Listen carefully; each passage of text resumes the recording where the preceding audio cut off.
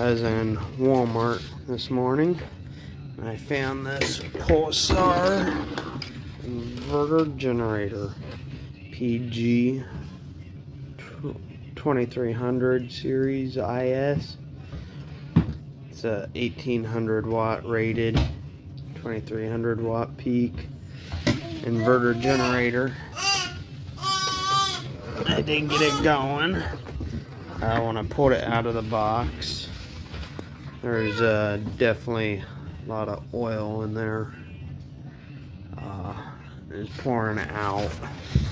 They never tightened where you put the oil, so it was all in the box. I had to refill that 10W30. I think it's about how much I put in, about a half quart, just not quite a half.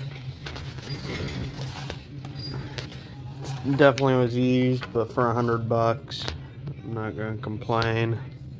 It's winter. You could always use an inverter generator, especially with the camper. I do have a Champion 3500 watt, but I did have it running. Holds about a gallon of fuel.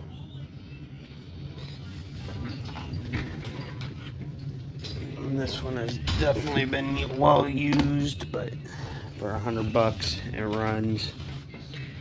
Usually 400. Pretty nice little generator. Alright, since everybody probably wants to watch this in operation, finally got fuel in it. Here is your pull cord. Right here, you turn it to choke.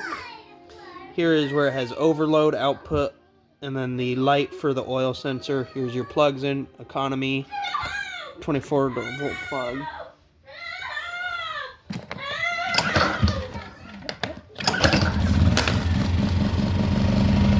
Starts right up.